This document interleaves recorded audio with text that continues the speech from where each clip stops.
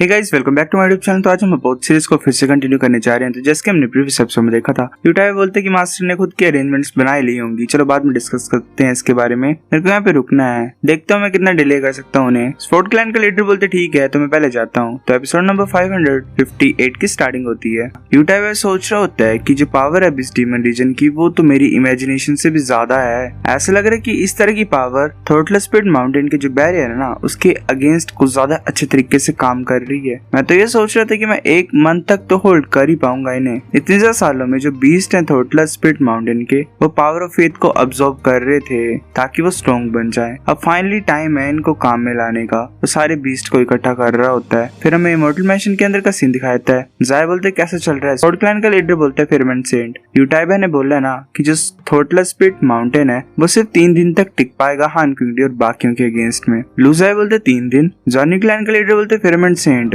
अब तुम हेजिटेट नहीं कर सकते हो। हान क्विंगडी के पास अबिस डीमन रीजन की पावर है और जॉन गार्ड्स की हेल्प है। ये सिर्फ कुछ ही टाइम का मैटर है। वो दोनों फॉरबिडन लैंड्स टूट जाएंगे। अब हम क्या करें। लूजेंग का सीनियर ब्रदर बोलता है कि वो थ्रोटलेस पिट माउंटेन को तो तोड़ पाएंगे, पर वो मेरे वर्लपूल फॉरेस्ट को नहीं तोड़ पाएंगे। हर तरह के अटैक्स को डिफेंड करने के लिए अच्छा है वर्लपूल फॉरेस्ट। तभी उसका भी सीनियर जो ब्रदर होता है वो उसे चांटा मारता है जोर से। लूजाय बोलता है वेल, चीजें ऐसे चल रही हैं, अब हम क्या ही कर सकते हैं। हर एक सेंट जो है उन्हें अपने क्लैन मेंबर्स को उनके खुद के यूनिवर्स के अंदर डालना पड़ेगा। मैं तुम्हें गोल्डमैन के बाहर ले जाऊंगा फिर, ताकि तुम अदर्श और एलम के जो कल्टीवेटर्स हैं उनके साथ बच के रह पाओ। अगर हम रिट्रीट भी कर ले तो मेरी फिर भी एक रिक्वेस्ट है, जेंगर को किसी भी तरीके से सेंट माउंटेन के अंदर लेके जाना है। मैं ये होप करता हूँ कि जब टाइम आएगा तुम्हें हेल्प करनी पड़ेगी। जॉनी क्लैन का जो लीडर होता है वो बोलता है फिरमेंट सेंट, जो सेंट माउंटेन है वो टाइम सी के साइड में है और जो अलायंस है वो कुछ ज्यादा खतरनाक तरीके से उसे गार्ड कर रही है। हमारे चांसेस सक्सेसफुल होने के कुछ ज्यादा कम है। तुम ऐसा क्यों कर रही हो? लूजेंग को क्यों भेजना चाहते हो तुम सेंट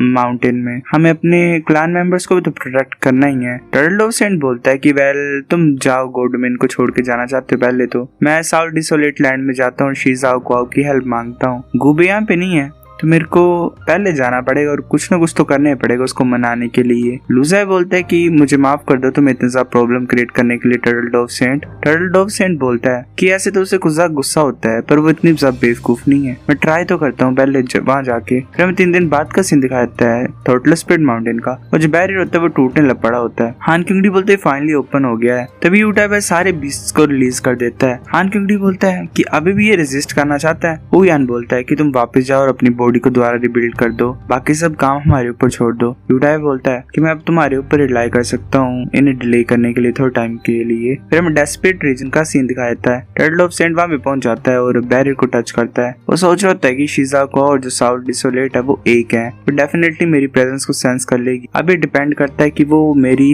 हेल्प करने के लिए तैयार रहेगी या नहीं। फिर वो बैरियर को ओपन कर देती है। टर्टल ऑफ सेंट सोच रहा होता है कि ऐसा लग रहा है कि वो चाहती है हेल्प करना। शिज़ाको जल्दी से वहां पे आ जाती है और बोलती है कि तुम यहाँ पे क्या कर रही हो, क्या गूबी वापस आ गया है? टर्टल ऑफ सेंट बोलता है अगर गूबी यहाँ पे आया होता तो पहली बात वो यही करता, वो सीधे तुम्हारे पास आता, वो और कहीं नहीं जाता। शिज़ाको बोलती सच्ची? क्या उसकी हिम्मत है ऐसा करने की? अगर वो एक स्टेप भी साउथ डिसोलेट में रखेगा ना तो मैं उसे मार दूंगी। टर्टल ऑफ सेंट चुप हो जाता है। इनका क्या प्यार वाली लड़ाई है कि किसी और तरीके की लड़ाई चली हुई है गूबी और इसकी? शिज़ाको बोलती है कि अगर गूबी अभी आया नहीं है तो तुम मेरे को क्यों ढूंढ रहे हो? टर्टल ऑफ सेंट बोलता है ये लूजेंग की वजह से मैं तुम्हें यहाँ बोलने के लिए आया हूँ। मैं चाहता हूँ कि तुम उसकी हेल्प करो। शिज़ाको बोलती है कि तुम्हारा कहने का क्या मतलब है वो बच्चा? तुम क्या चाहती हो? क्या करूं मैं? क्या उसने लूजाय को रेस्क्यू कर लिया? टर्टल ऑफ सेंट बोलता है कि मेरे को टाइम लगेगा एक्सप्लेन करने के लिए तुम्हें। फिर कुछ टाइम के बाद का सीन दिखाया था हमें। शिज़ाको बोलती है अच्छा इतनी सारी चीजें हो गई। वो बच्चा कुछ ज्यादा कैपेबल है ट्रबल को बनाने के लिए और कोज करने के लिए। मैंने सोचा नहीं था कि वो डोंगक्वान जुनजुन को इतनी ज्यादा जल्दी फेस करेगा जैसे वो गोल्डमैन में एंटर करेगा। और मैंने एक्सपेक्ट भी नहीं किया था कि वो इतना कुछ कर लेगा। गूबी के पास सच्ची मुच्ची टैलेंट है। वो काफी ज्यादा टैलेंटेड लोगों को ऐसे फाइंड कर लेता है।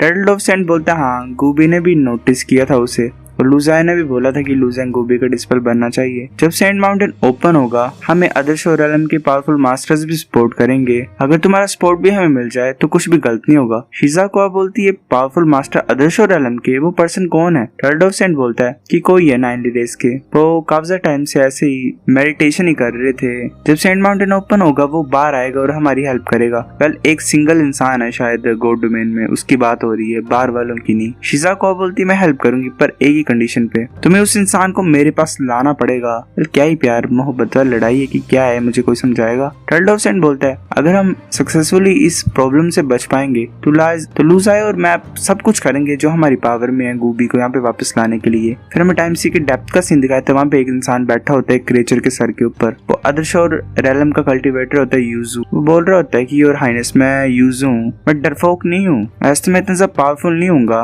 पर मैं हेजिटेट नहीं करूंगा अपनी लाइफ को सेक्रीफाइस करने के लिए नाइनली रेस के लोगों के लिए। पर मैं एक चीज को समझ नहीं पा रहा हूँ, ये सेंट माउंटेन इतना ज्यादा इंपॉर्टेंट क्यों है। शायद ये बहुत ज्यादा लंबे टाइम से यहीं पे बैठा हुआ है, जब से नाइनली रेस के जो लोग खत्म हुए थे गॉड डोमेन। जो कम्युनिकेशन टेल्समैन होता है उससे आवाज आती है कि ये मेरे हस्बैंड का आइडिया, तुम्हें चिंता नहीं करनी है इसके बारे में। यूजियो बोलता है कि मैं समझता हूँ, मैं उठाता हूँ एम्पर रिसेंटमेंट को और उसे टाइम सी की तरफ लेके जाता हूँ। फिर मैं वर्लपुल फॉरेस्ट का सीन दिखाता है कैसे ही मतलब चीज बनी होती है। लूजाई बोलता है कि 14 ब्राइट स्टार्स सेल्फ पैलेस में रहते हैं। जो मनी गॉड है वो नीचे की तरफ मूव करता है, ऐसे मतलब वो क्रिएट ही कर रहा होता है कुछ फॉर्मेशन टाइप को। वो फॉर्मेशन गायब हो जाती है। यूटाई वहां पे आ जाता है और बोलता है कि मास्टर क्या तुमने कुछ देखा। लूजाई बोलता है कि डेंजर है, ये जेंगर से कनेक्टेड नहीं है। ऐसा लग रहा है कि डेंजर जो है वो गॉड डोमेन के बाहर से आ रहा है। लूशी बाकी लोगों को ले गई है बाहर प्रोटेक्शन के लिए, पर बाहर से कैसे डेंजर आ रहा है ये तो कुछ ज्यादा अजीब बात है। पर इसने गैस कर ही लिए कि आदर्श और रेलम के कल्टीवेटर्स आ रहे हैं बाहर से। इसकी प्रेडिक्शन कुछ ज्यादा खतरनाक है। लूजाई बोलता है ये कुछ ज्यादा ही चीजें होती हैं जब फेट को हम रिड्यूस करने की कोशिश करते हैं। शायद मैंने कुछ गलती कर दी होगी। गलती नहीं की है bro, you are very very right. Losing वहां पे आता है बोलता है कि तुम्हें इतना करने की जरूरत नहीं है फादर। मिंगबी और जो जिन लाओ है वो कुछ ज्यादा ही स्ट्रॉन्ग है, वो डेफिनेटली मदर को प्रोटेक्ट कर पाएंगे। लूजाई बोलता है ऑफ कोर्स। लूजिंग का सीनियर ब्रदर बोलता है कि जो ज़्वानन गार्ड्स हैं वो वर्लपुल फॉरेस्ट के बाहर आ गए हैं, वो कुछ ज्यादा फास्ट तरीके से मूव कर रहे हैं। लूजाई बोलता है कि ये एक्सपेक्ट कर सकते हैं, चलो हम भी यहाँ से जाने की तैयारी करते हैं। फिर हमें 3 दिन बाद वर्लपुल फॉरेस्ट का सीन दिखाता है। एल्डर हु जो होता है वो बोलता है अगर इनके पास स्ट्रॉन्ग स्पॉट है तो वो डेफिनेटली एस्केप कर जाएंगे जल्दी। उन्होंने वर्लपुल फॉरेस्ट डिस्ट्रॉय कर दिया होता है। हान क्यूंगडी बोलता है कि शायद वो गॉड डोमेन के बाहर निकल गए होंगे और वो अपने यूनिवर्सेस को अपने साथ नहीं ले जाएंगे। मैं रूलिंग स्लेट के रूल्स को चेंज कर दूंगा और लूजाई के यूनिवर्स को डिस्ट्रॉय कर दूंगा, यूनिवर्स ऑफ ग्रेट एक्सपेंस के। एल्डर बोलता है कि बकवास मत करो तुम, जो गॉड मार्शल कॉइंस तुमने लूटे हैं वो तुम्हारे नहीं है, वो मेरे एल्डेस्ट ब्रदर के हैं पांगमियों के। वो सिर्फ छोटे मोटे सेंट्स हैं, वो बड़ी प्रॉब्लम नहीं है। अगर वो भाग भी जाएंगे तो गॉड मार्शल कॉइंस उनके ऊपर खर्चने की तुम्हें जरूरत नहीं है। हान क्यूंगडी बोलता है पर मैं। एल्ड्रू बोलता है कि वेल एल्डेस्ट ब्रदर जो है ना उन्होंने अपनी सारी अरेंजमेंट्स बना ली है सेंट्स के लिए, और वो जो बाहर के लोग हैं आदर्श और रेलम के उनके लिए भी प्रिपरेशंस कर रखी हैं, कोई भी उनमें से जिंदा नहीं बचेगा। हान क्यूंगडी बोलता है एल्डेस्ट ब्रदर पांगमियों के पास प्लान है उनसे भी डील करने का।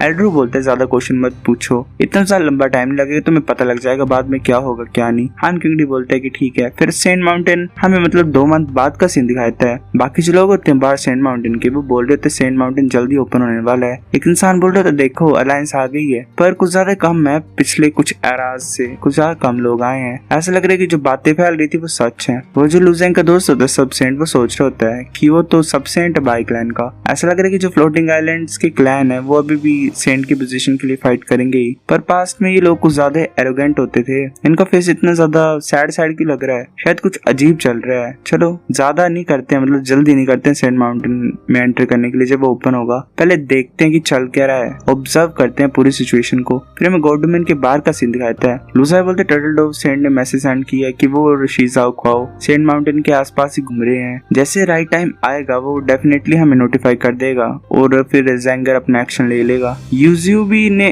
जो यूजियो है उसने भी एम्पर रिजेंटमेंट को अवेक कर दिया है और वो रेडी है अटैक करने के लिए। पर सेंट माउंटेन के बाहर कुछ ज्यादा ही फेमस क्लैन के लोग इकट्ठा हुए हैं। शायद हान क्यूंगडी ने ऑर्डर दिया है उन्हें जेंगर के पीछे जाने के लिए। लूशु बोलती है कि हस्बैंड तुम्हें चिंता करने की कोई जरूरत नहीं है, हमने कुछ ज्यादा मल्टीपल प्रिपरेशंस किए, कुछ गलत नहीं होगा। नुआ रेस की लीडर बोलती है जब टाइम आएगा ना मैं इमीडिएटली एक स्पेस चैनल को ओपन करूंगी, मैं बाहर से भी एफर्ट्स लगाऊंगी और अंदर से तो एफर्ट्स आ ही रहे हैं, वो लोग कुछ भी नहीं कर पाएंगे जेंगर का, वो डेफिनेटली सेंट माउंटेन में एंटर कर जाएगा बिना किसी प्रॉब्लम के। लूजंग बोलता तुम चिंता मत करो फादर। लूजाई बोलता ठीक है। जब टर्टल डोव सेंट मैसेज को सेंड करेगा हो टियानमिंग चैन हुआनजियान भी तुम्हारे साथ चलेंगे। फिर हमें सेंट माउंटेन के बाहर का सीन दिखाता है। गेट टाइप ही आ गया होता है सामने, बाकी बोल रहे होता है कि जो गेट है वो ओपन हो गया है। वो भागने की कोशिश कर रहे होते तभी आगे से फ्लेम आ जाती है। वो बोल रहे होते हैं किस तरह की फ्लेम है, क्या ये हमें सेंट माउंटेन के अंदर एंटर करने के लिए रोक रहे हैं। वो जो फ्लेम होती है वो एक इंसान को जला के रख देती है। एल्ड्रू वहां पे पहुंच जाता है और हंसते हुए बोल रहा होता है तुम्हें पैनिक नहीं करना है, हम तुम्हें अंदर जाने देंगे,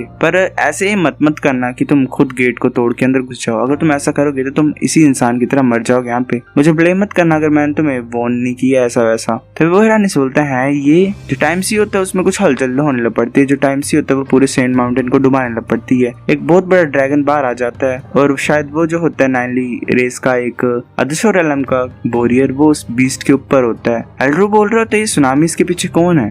एल्ड्रू बोलता है मैंने एक्सपेक्ट नहीं किया था कि एक नाइनली रेस का मेंबर टाइम सी के अंदर छुपा होगा। पूजू अभी तुम्हारी टर्न है। बाकी लोग भी भाग रहे होते हैं, बोल रहे होते हैं तो एम्पर रिजर्नमेंट है। जो मॉन्स्टर सी के वो बाहर आ रहे हैं, भागो। टाइम सी का वाटर भी हमारी बॉडी को डिस्ट्रॉय कर देगा। तभी जो पूजू होता है वो ऊपर होता है, हंसते हुए बोल रहा होता है कि मैं ये सोच रहा हूँ कि ये छोटा सा चूहा कहाँ छुप के बैठा होगा इतने टाइम से, आओ और मेरे से फाइट करो। वो आगे की तरफ अटैक करने के लिए जा रहा होता है। यू जो होता है वो भी अपने स्पीड से अटैक करने के लिए जा रहा होता है। उन दोनों के अटैक का क्लैश होता है। जो क्रिएचर होता है यू लाया होता है अपने साथ, वो भी मतलब एल्ड्रू की तरफ अटैक कर देता है। एल्ड्रू बोलता है कि इविल बीस्ट तुम मरना चाहते हो क्या। एल्ड्रू अपनी फ्लेम से उसकी बॉडी को कवर कर देता है। वो जो बीस्ट होता है वो साइड में देखता है और अपने मुंह से कुछ पॉइजन टाइप को थूकता है एल्ड्रू के पास। अभी दूसरा जो होता है जॉन गार्ड वो वहां पे आ जाता है और बोलता है शील्ड। वो एक शील्ड को क्रिएट करता है और उस पॉइजन को रोक लेता है अपनी पावर से। सो गाइस एपिसोड नंबर 558 इतना था। अगर आपको वीडियो पसंद तो लाइक करनी है, लाइक कर दो, शेयर कर दो, साथ कमेंट करके बताओ। अगर आपको वीडियो कैसी लगी सब्सक्राइब करो। तब तक के लिए बाय बाय।